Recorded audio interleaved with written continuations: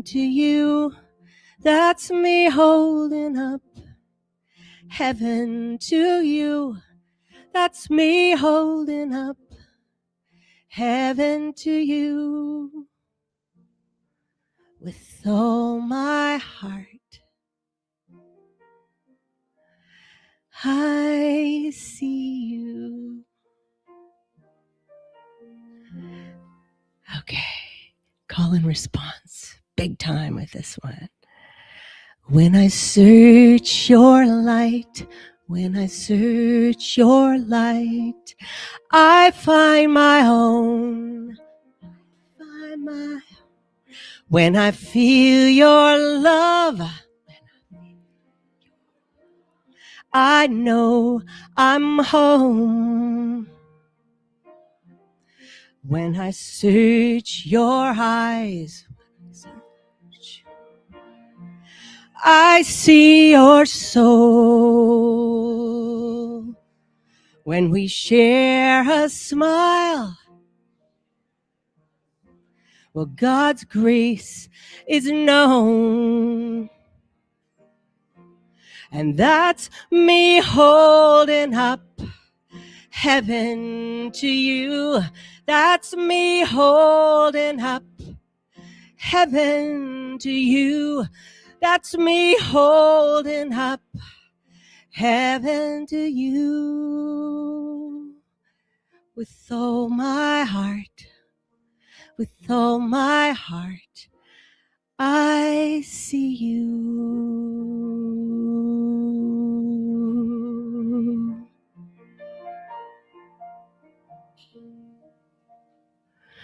Where there is a love, there is no fear.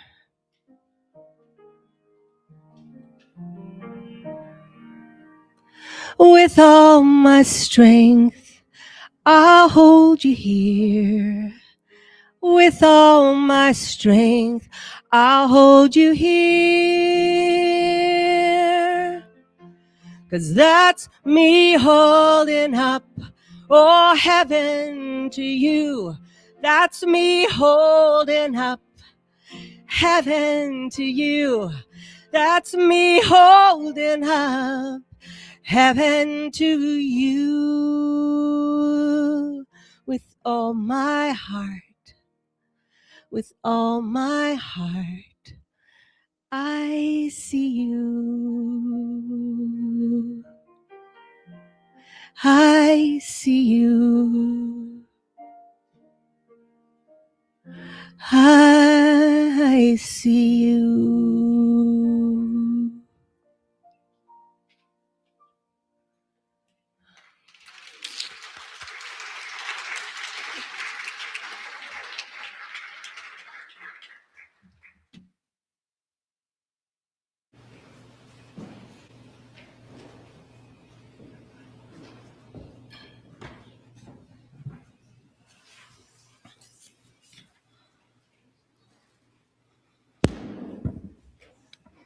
So Lisa asked me to ask all of you to picture a big bubble of extra enthusiasm around everyone.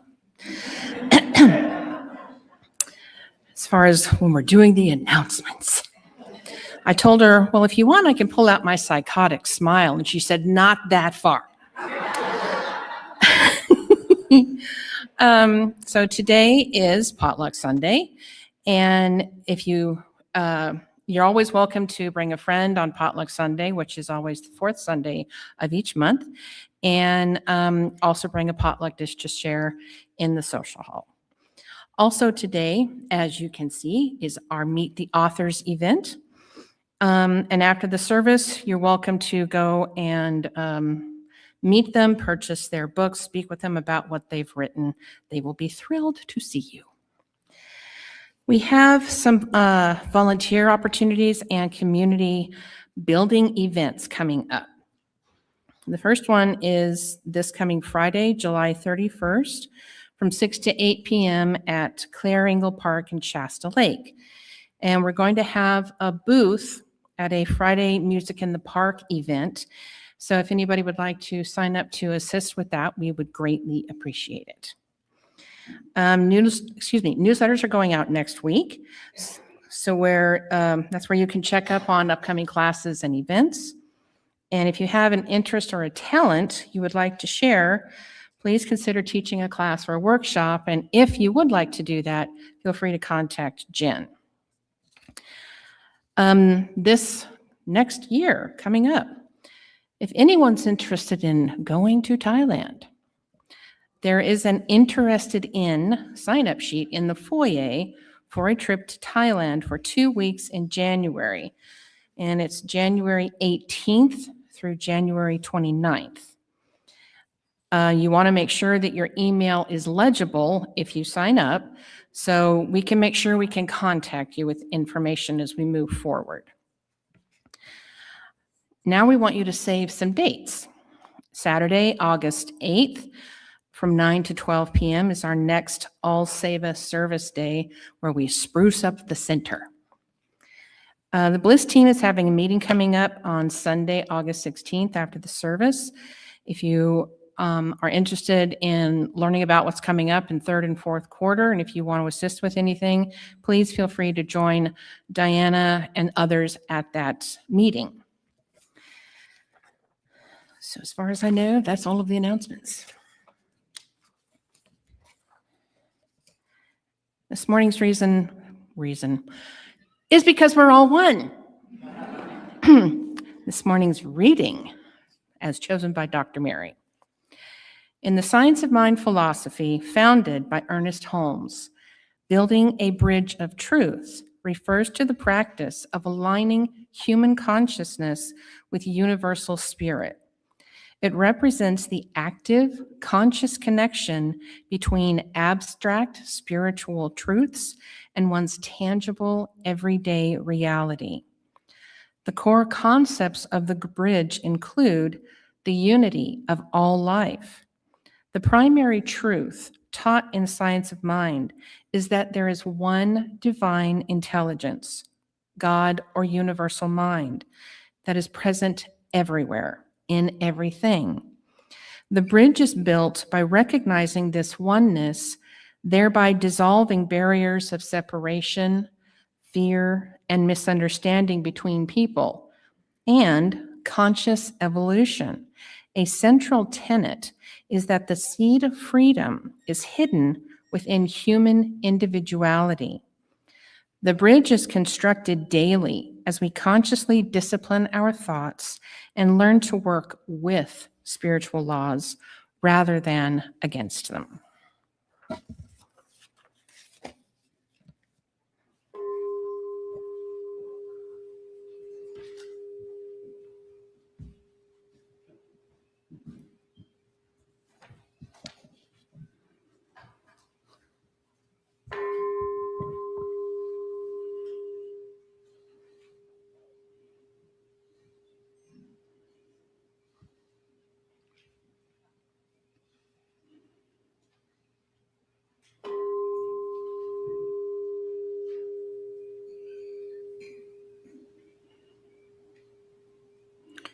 Please join with me in knowing that the sound of the bell penetrates deeply within each and every one of us. And this penetration of the beautiful sound, the sound of spirit, the sound of love, of God, goes deep within. And that reminds us each of the awareness that there is just one love, one spirit, ever present, one energy. And that this energy and this flow of love flows through each and every one of us at the deepest level, at the core of who we truly are, at the God seed level. And it's this that we claim to be our power, our source of inspiration and curiosity, and knowing that we are the ambassador of love.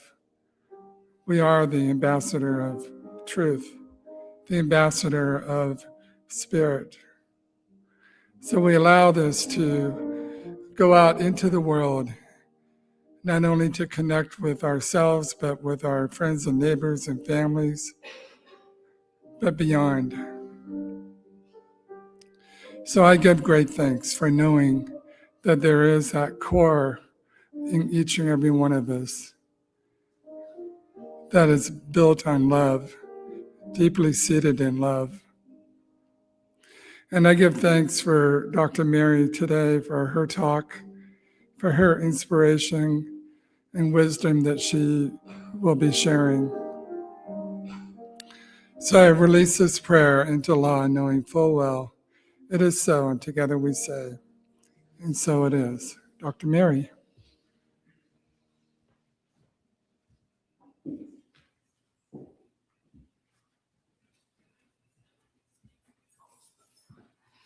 Greetings.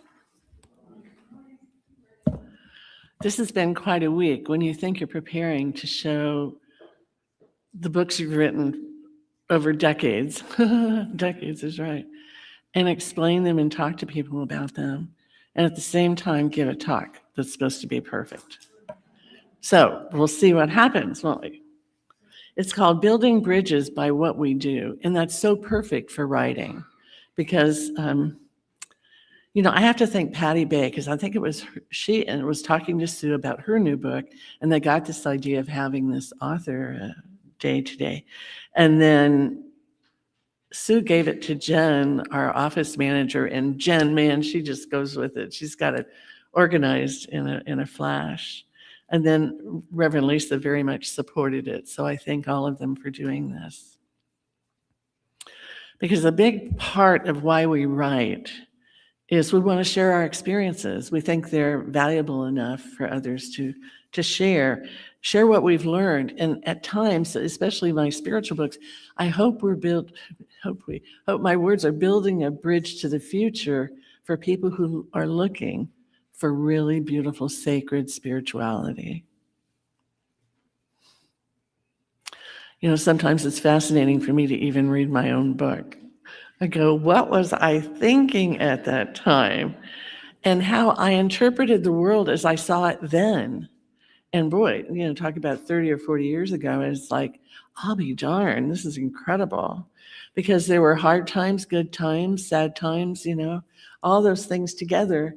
And I didn't like to leave anything out. So it's not all happiness. I started a writing group in June 2024. Now this is July 26th, and it's still going, meeting every Thursday. And it is so much fun. And it was a memoir writing group, and I'm the only one that finished my memoir. So I guess that's appropriate, I don't know. But it's really now writing for fun, and each writer you talk to today is going to share what stimulated them to even start writing. And their stories are amazing. So I hope you do kind of ask them about that. And how did you get started and why and what keeps you going? Because that's the thing about a writer. Now, I emailed Mary House. Mary, where are you? Right? Oh, there you are, sweetie. I emailed you, and I didn't get a chance to catch you this morning because I want to talk about you in the writing group. What Mary does is she writes about her family's trips to Wisconsin during this summer, the whole family, lots of people, how they played together, ate together, had fun together. And it's so precious that I know her grandchildren are going to be so grateful to read that. Just delightful. And then her great-grandchildren, they're going to go, wish I'd have known her. Wish I'd have known her. And the memories of how close the family was. And then now she writes about kayaking, and she's 90 years old. She loves kayaking. She loves it. She loves it. I know. I'm just in awe about that. Her exuberance for that sport, and generations of family members are going to go, oh, I wish I knew her, because she also has a great sense of humor. Cher Matthews is in our class, and of course, Cher is just out there. She's always out there. And when her memoir is published, I'm going to be the first in line. I mean, the stories she tells from what she's written about her life Aren't they just amazing, Sally? That you almost want to choke. You really did that. And then you get hysterical laughing. And so we said, what's the title going to be? And she said, My Crazy, Chaotic, Wild Life, and I Wouldn't Change a Thing. Get ready, believe me, it's going to be fabulous. So if you haven't tried this thing we call spontaneous writing, where let's say I say to you, write about cabbage, and don't stop writing for 5 minutes. Put your pen on the paper and write for 5 minutes. And you're like, I don't even like cabbage. My grandmother planted it. I helped her cook it, blah, blah, blah. And then beautiful memories come shooting through your subconscious mind, and beautiful ideas and memories come about. That's the joy of writing.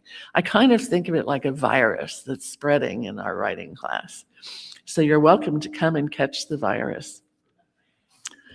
The first time I wrote something that turned into print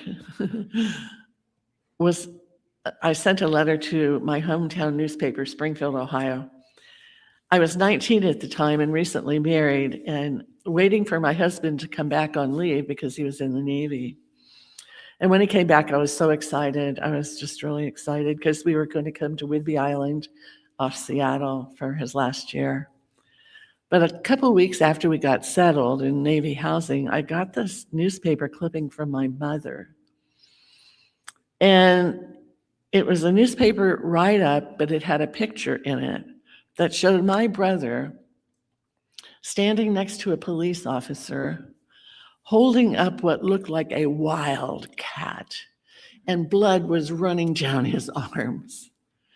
And I went, that's my cat. That's my lovable, wonderful, sweet cat I left in Ohio. And she's just mangling this police officer. And I started to cry because I thought, maybe she just missed me. Maybe she just missed me. Anyway, it's a longer story, and I left out half of it, but you don't need to know all that. The title of the article in the paper was That Darn Cat, and I knew they really wanted to use an expletive, but they didn't. I had to write the person whose house he crawled under for days and howled all night. I felt like I had to write this person and apologize. And they put my letter of apology in the newspaper. So my mom's like, what in the world? You're out on this island? And anyway, it was really funny. And I felt it was an honest apology because I didn't know the lady's name or anything, so the paper was the best place to have it. And I didn't really think they'd print it. But Benny's stubbornness at not wanting to come out of this lady's basement, and the bleeding police officer probably appreciated that.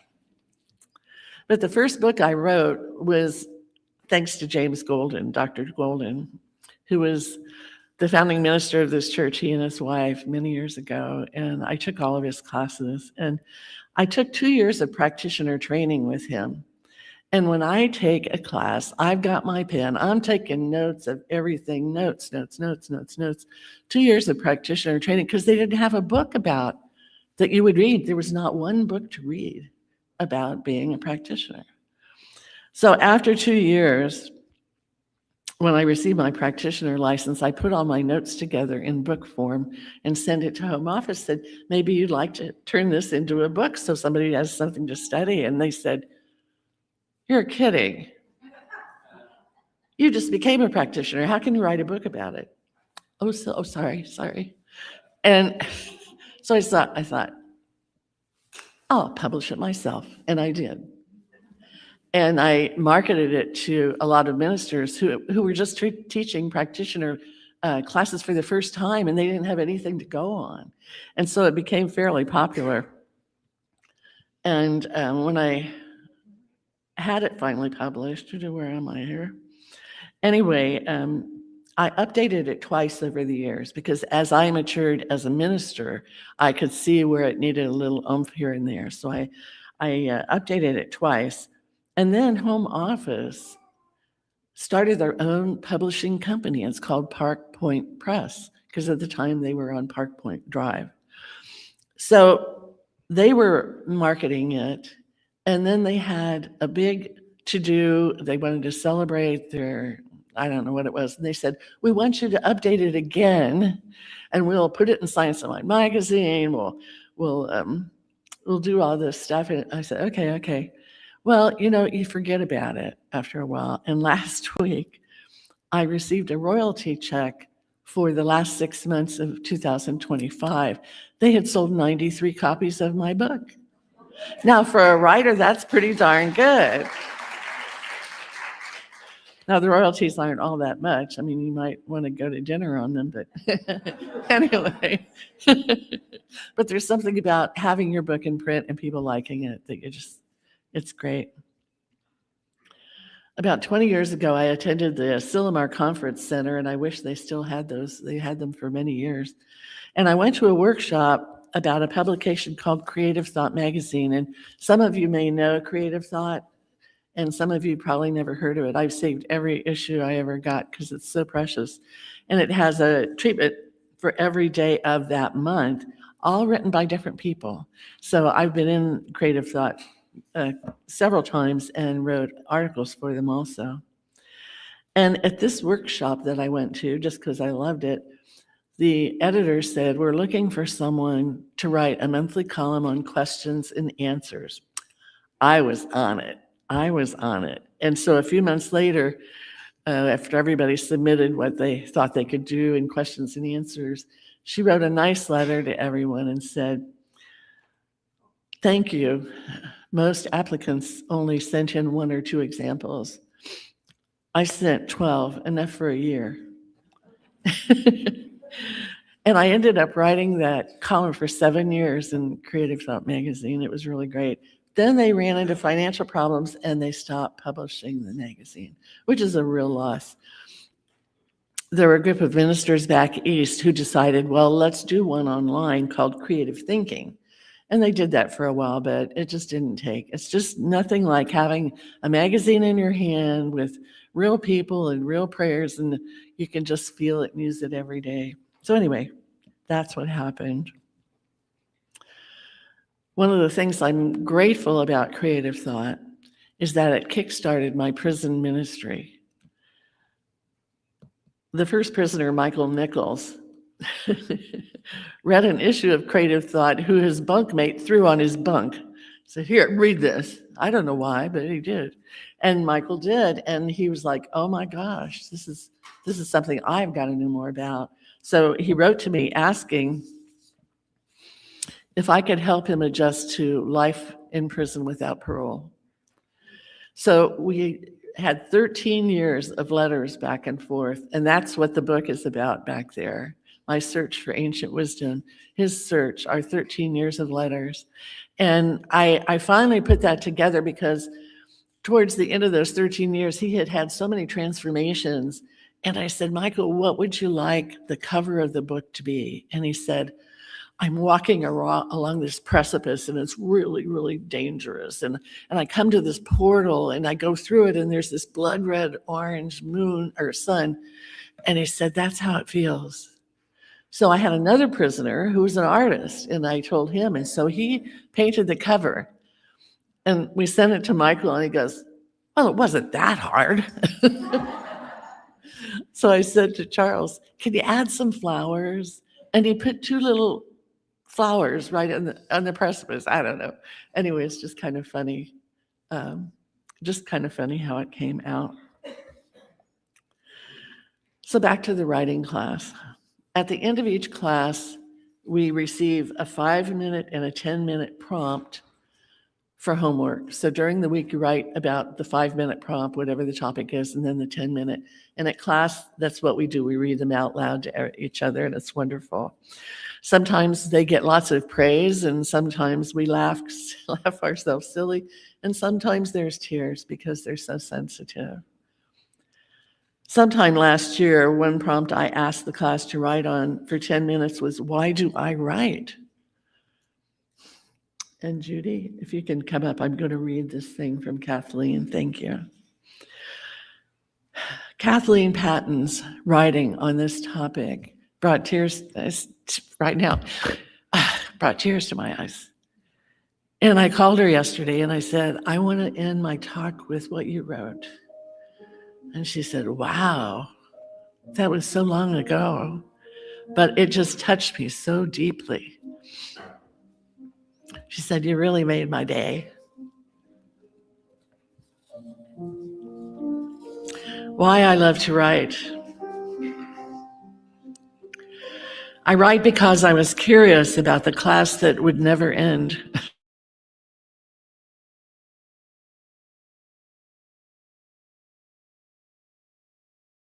Healing since my husband died. It's a community of lovely souls who are willing to dive deep. I'm sorry, it was my husband died too, so we're in this grief group together. So this means a lot to me. It's a community of lovely souls who are willing to dive deep into the prompts supplied by Natalie Goldberg's deck of cards for writing. The prompts encourage us to keep writing, keep exploring, turning away from nothing, searching through the good, the bad, and the ugly, never giving up on describing our human journey. Let's dredge up those old memories, struggles, and doubts, and triumphs. Let's navigate whole chapters of our lives, the pain, the sorrows, and the resolutions. Let's revisit the lonely roads, the chance connection with strangers at a bus stop, the smile from a cashier at a grocery store, those serendipitous encounters that help to heal our broken heart. Let's give attention to the little things that can be overlooked or forgotten. Let's embrace all of our journey and keep writing as if our life depended upon it. Thank you, Kathleen. Thank you for listening.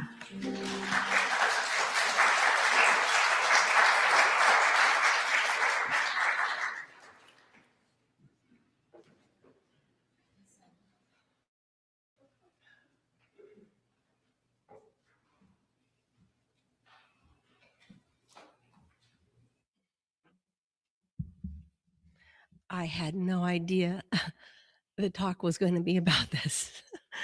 I thought it was about building bridges. It is.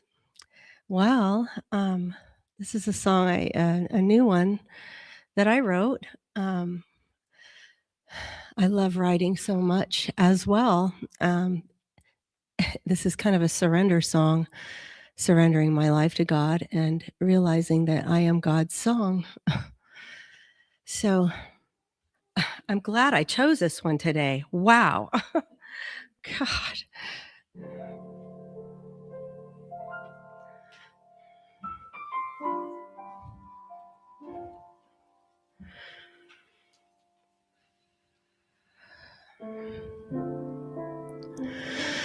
Guide me to the center of my breath, where I'm one with all that is. Lift me up to play my highest part and fine-tune the strings of my heart.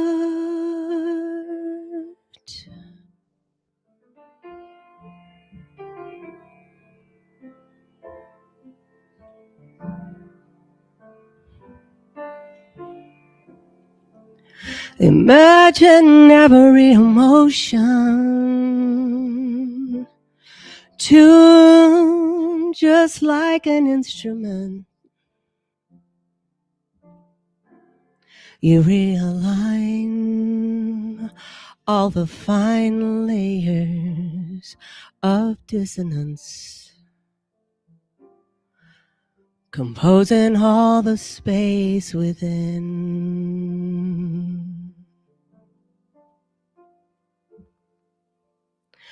And somewhere between the quiet and the noise, you help me find my true voice. And I feel the pull of a steady rhythm that draws me into harmony with everything. And suddenly, like a symphony, it all falls in place. Your melody wraps itself around the bass. You gently weave my life into your masterpiece, knowing all along I am your song.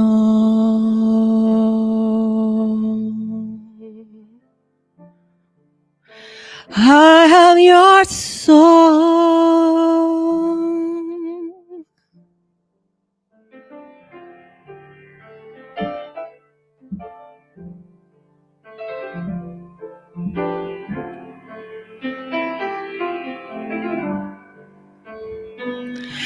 And somewhere between the quiet and the noise, you help me find my true voice.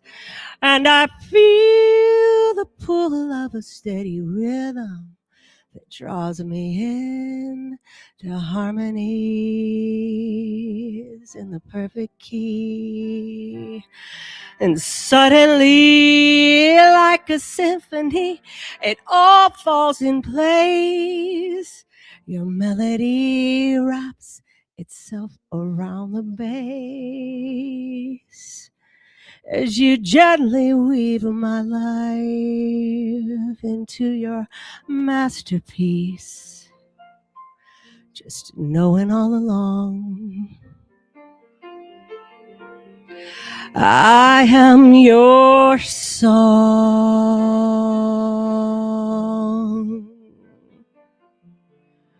I am your song.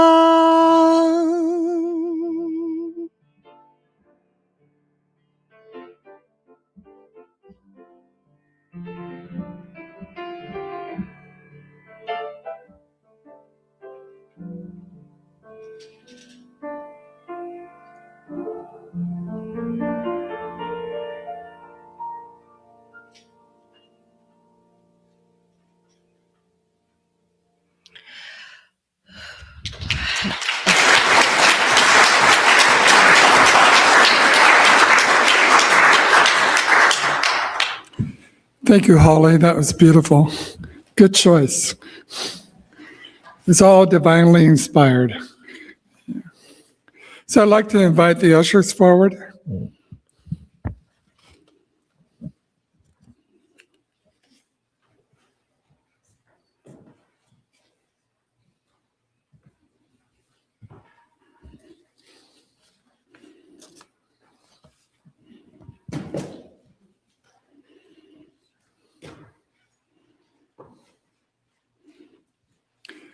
So as I prepare to give my offering, I know deep down that I am truly blessed, and this community is truly blessed.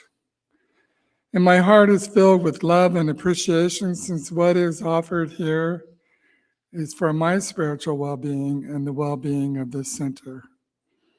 I'm filled with gratitude, and this center, on behalf of everyone here, is filled with gratitude. For as we give, we do receive. And together we say, and so it is.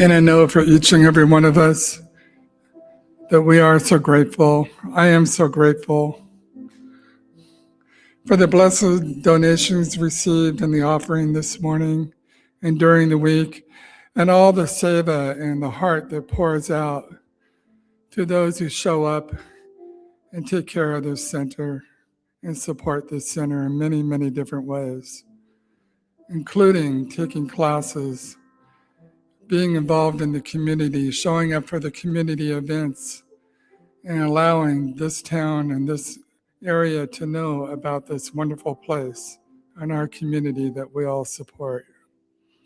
So giving great thanks, I release this, knowing it is so, and together we say, and so it is. So after Holly's final song and before the peace song, I'm going to have Jen Catulli come up and introduce the authors. And they're going to sit up here on stage and give a little blurb or a little talk about their book. And so, but Jen will be moderating that part and introducing them. So Holly will have a song by you, and then the peace song will be at the very end. Okay?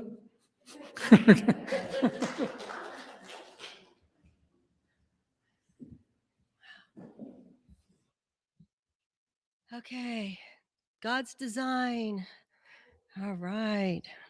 This is one I wrote. Oh, I feel so honored to be here this day with these authors. Yay! So exciting. Wow. Oh. These eyes of mine long to behold you present in your light divine. These eyes of mine long to behold another of God's design. These arms of mine long to embrace you and rock your troubles away. These arms of mine long to embrace another of God's designs. I am, you are, we are another of God's designs. This heart of mine longs to adore you and loves to see you shine. This heart of mine longs to adore another of God's designs.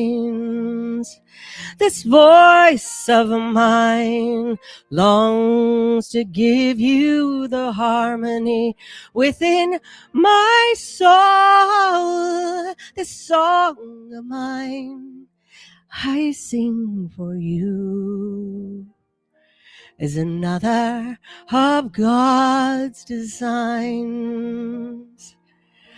I am, you are, we are another of God's designs. I am, you are, we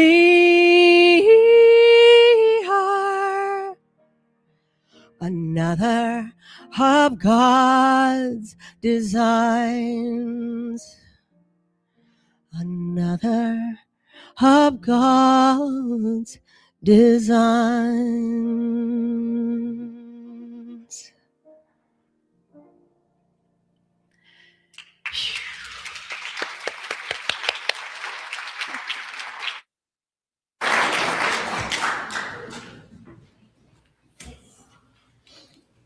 So I want to introduce Jen Catulli. She works in our office, and she was spearheading this book authors event. And so, Jen, I'm going to turn it over to you. Oh, you don't have to clap. You don't have to clap. No, don't clap. Don't be silly. I haven't written anything. I'm really, but I wanted to say I'm very intrigued with the fact that Mary gives writing prompts, because I've long suspected that that is really a laughing class. And I wasn't even sure pen meant paper. I sit across from them and they just laugh and laugh and laugh and laugh. And it's so joyous for me. I love that. And if you haven't taken that class and you want to try your hand at expressing yourself, I think you'd love the souls in there, and they seem to have so much fun. So that wasn't what I came up to say, but as I said, I didn't write anything down. So yeah, Sue and I toyed around with this idea. We started talking about, can you believe there are 5 published authors amongst us? Like, this is incredible. We have so many talented souls here. And Holly's a writer, wrote some of those songs she performed today. So all of them, yeah. So the talent amongst this group, we've got artists here that paint. It's just amazing. And so we really wanted to honor and celebrate the authors, and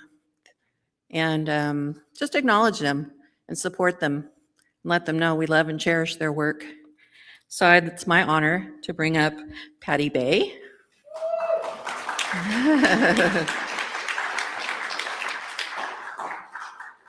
And Phoebe Fazio. Fabulous Fazio. Luana. Where is Luana? Oh, there you are. You snuck up front. Bobby Gray.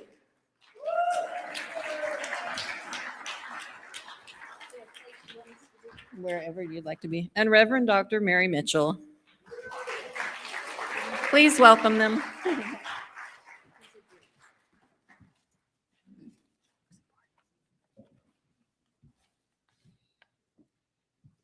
I just have a procedural question.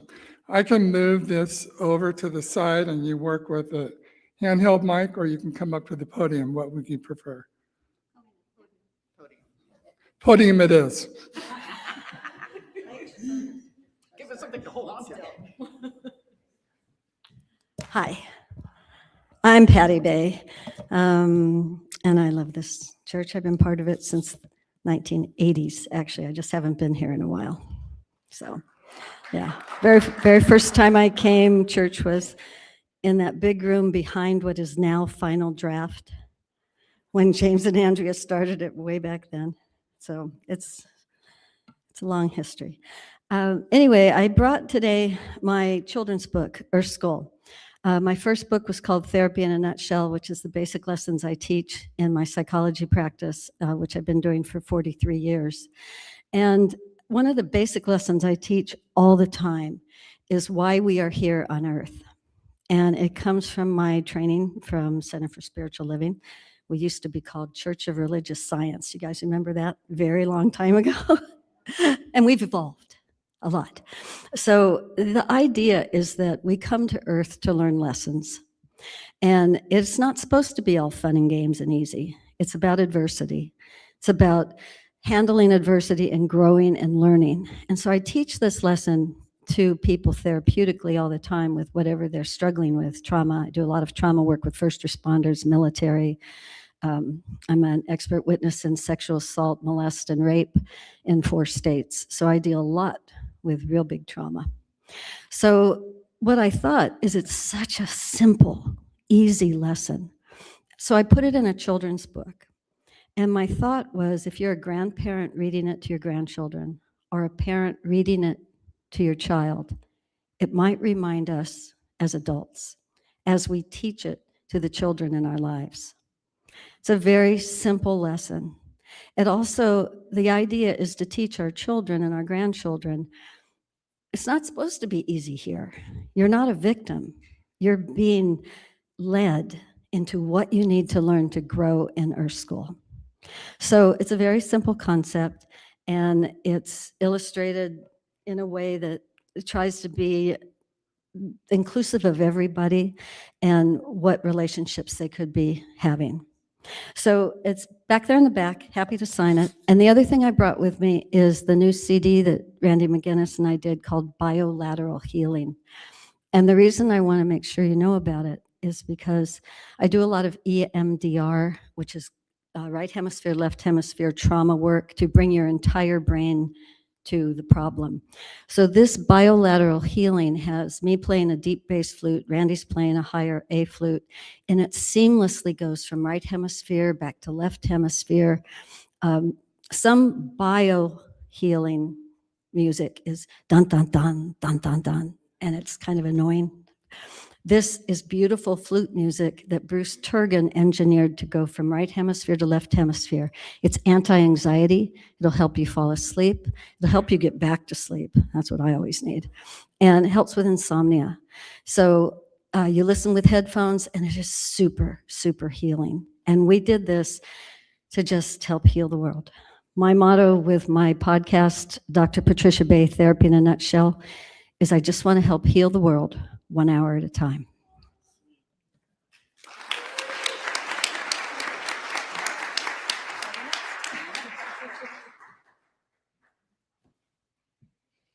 Hi, I'm Phoebe. I was supposed to publish this book in February and have a little book signing or something in March. And here we are in, what month is it? In July. And I'm really excited because this book just came off the presses. I was a little worried it wouldn't make it here in time. So I've brought my first solo book, Voice and Vision. And the question of why do we write? I love that because I've always wanted to write a book. But I was raised with a Harvard-educated English professor father who was also an alcoholic. So my voice was shut down. I was pretty much invisible. So I talk about trauma. So I share a little bit about that, like my journey to finding my voice.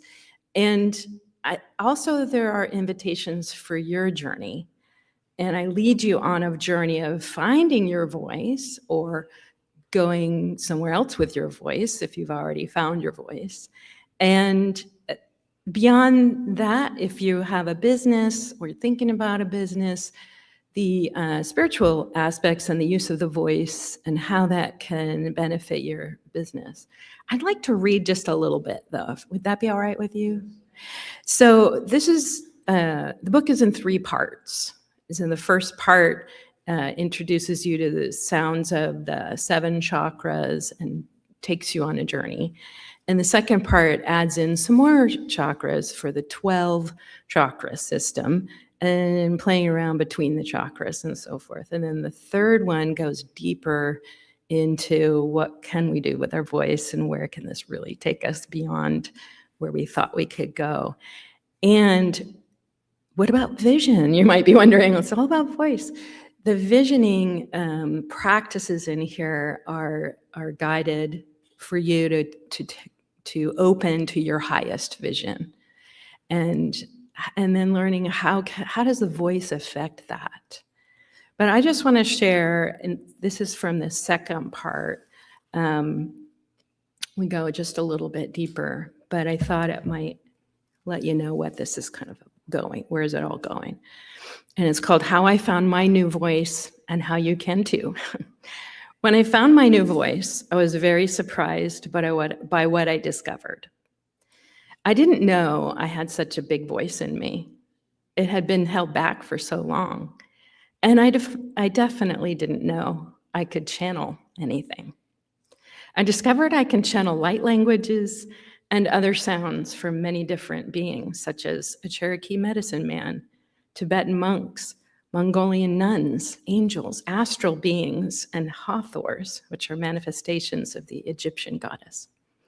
I've even felt whales and dolphins come through. And there are sounds I haven't identified yet. Sometimes the sounds come together, so it's hard to figure out where they're coming from. But I've come to realize that I don't need to know who or what they are. I know they're of the light. and for the highest good for all who hear and feel them, myself included. How about you? Have you found a new voice within yourself? Do you feel something emerging already from the first part of this book? Are you ready to discover your new voice now? What do you want to be able to do or say with this new voice? Or are you just curious? I'll leave it there. And it's such a pleasure to be here today. I also brought my CD of my voice doing my sound washings, and I have a few other books that I wrote. They're collaborative books, so I didn't write the whole book, just a piece of it. But this is the first one that I've written the whole thing. I hope you'll come back and say hi, grab a book. I'd be happy to sign it for you.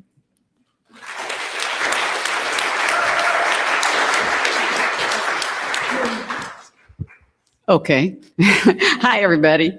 My name is Bobby Gray, and most of you know me as Bobby G. I channel an entity I call the Gregory Continuum, and I've been doing readings for people to help them with their spiritual growth. I've taught classes. I had a blog talk radio show for 10 years, and now I get to be an author. I never stick with one thing too long. Life is too full to just stick with one thing. I bought 3 books with me, and I didn't bring them up here, but you can see them back at the table. The first 2 are pure channeled book. What that means is spirit comes through and dictates to me, and I type at the computer. Okay. Then I have to go back and edit it because spirit says there aren't periods in life. It runs all the way through. So I have to go through and make paragraphs and periods so you can read it. But the information in the first book is the choice, and that was channeled to me back in 2006. It's about all of life as a choice. The choices you make determine your life. It's very important that you pay attention to your choices, but it's really important that you know you have choice in your life. A lot of people think it's happening to them, and they don't get that it's happening through them. And so Gregory speaks to paying attention to that information.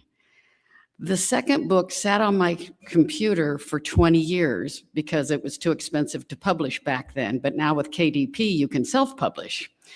And I just, quote, happened to open that up one day. And with all that's going on in our world, I went, wow, this information needs to be out there. It's called Wake Up. And it's about what we need to do as a people, ourselves to wake up. Because if we want the change to happen in our world, it has to happen with us.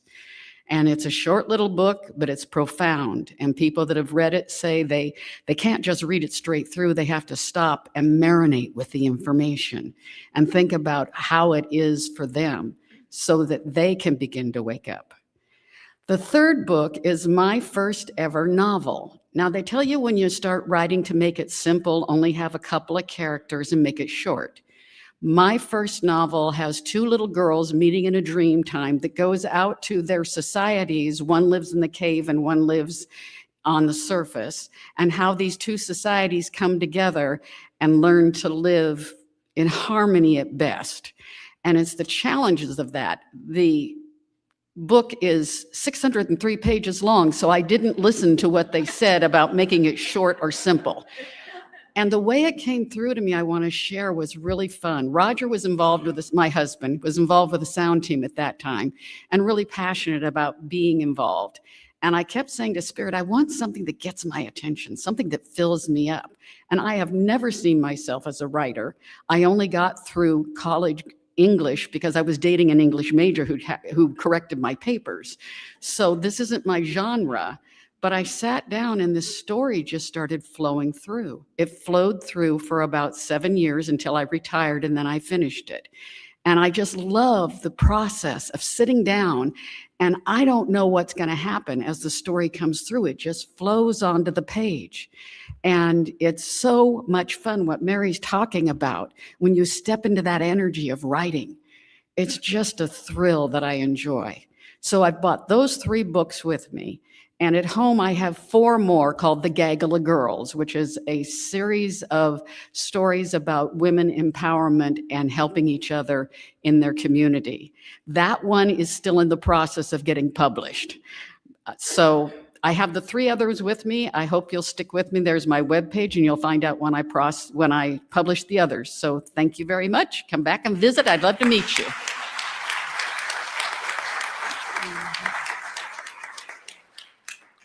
600 pages. Whew. I could probably read my whole book to you right now. I'm Luana Godinez, and this is my book, The Creative Mind Fully Lived, inspired by the works of, guess who? Dr. Earnest Holmes. But before, they told me in the beginning, we only had 3 minutes each to talk, and then Charlie said today, oh, you can take more than 3 minutes. Well, joke's on you, Charlie. I am a minister without a podium for a long time, so look out.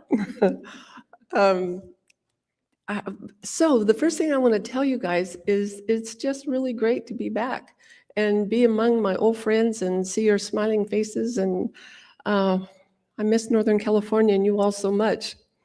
And in fact, this morning, about 3 o'clock in the morning, I think it was, I woke up because I'd had the most beautiful dream, vision, whatever you want to call it. And I saw this sanctuary, and I was standing up here like I am now, but the sanctuary went all the way out through the parking lot, and it was packed.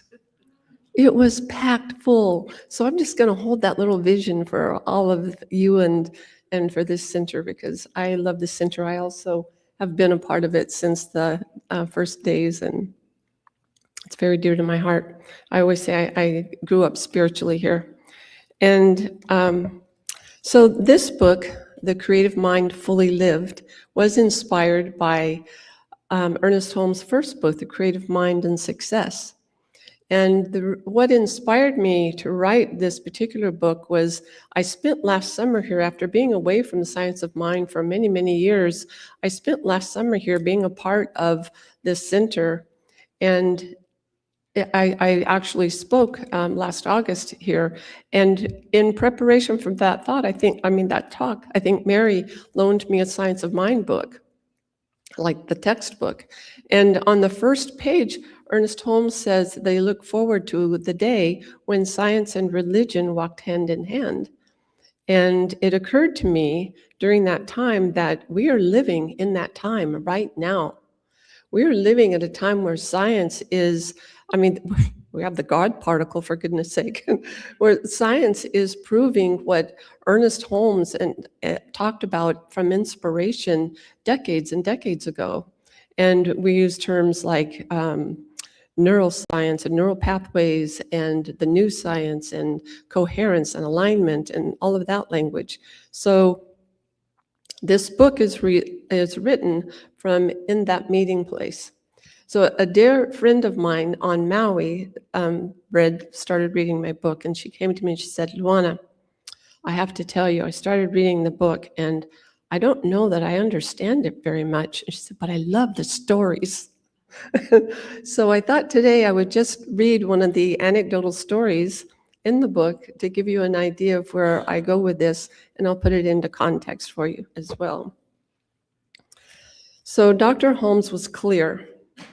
We do not create ideas. Ideas already exist in the infinite mind. Some ideas arrive quietly, like a gentle nudge that won't leave.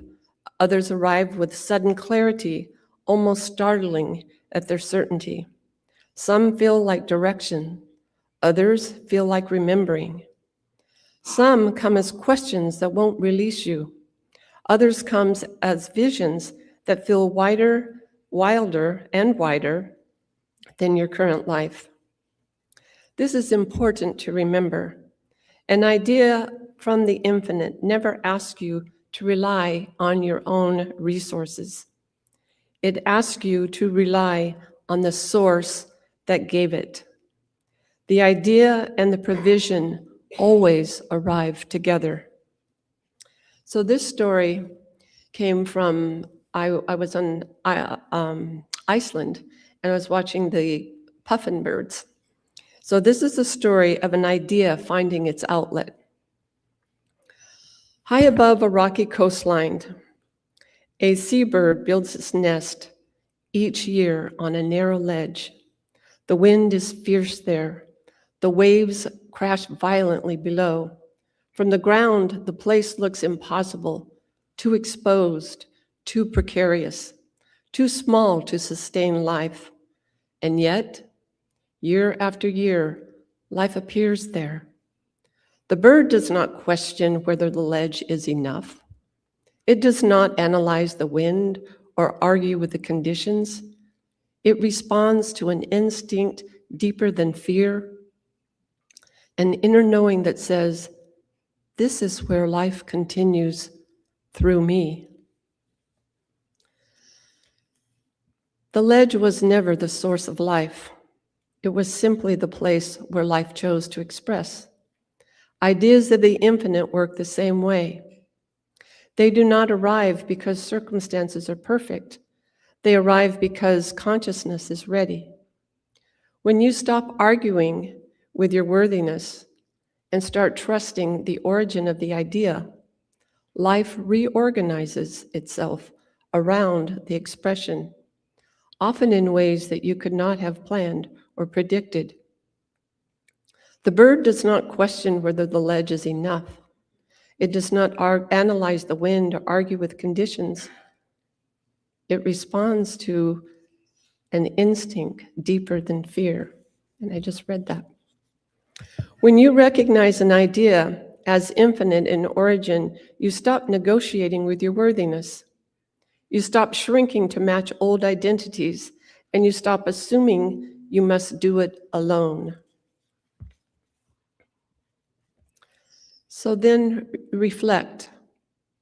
What idea in your life feels larger than you, yet somehow truer than anything you could have invented for yourself? So that's an idea of where I wrote this book from, and I hope you enjoy it, and I hope you'll come back and ask me some more questions and meet the author. Aloha.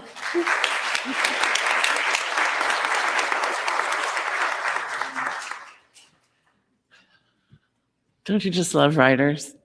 So inspired. I mean, they just glow with inspiration.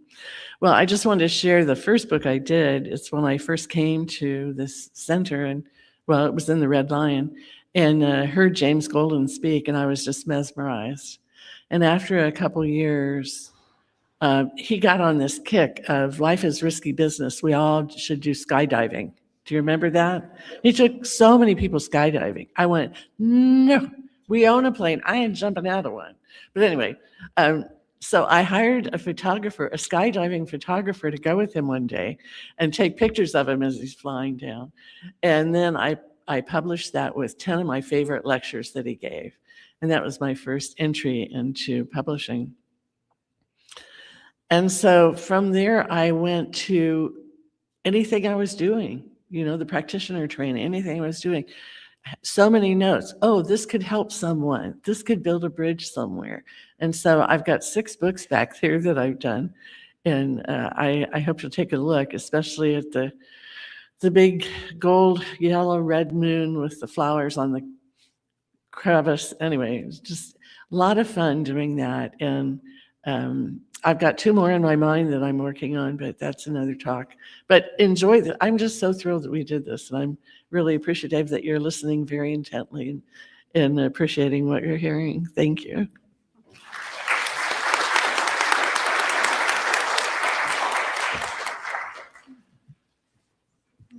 So we're going to conclude with the peace song, but know that you can go to the social hall, enjoy the food and the camaraderie, and then come back in maybe about 20 minutes. But they're going to be here for a while. We ask that you don't bring food back in. We want to protect our new carpet. But enjoy the community, enjoy the authors, and thank you all for being here. And let's all stand for the peace song.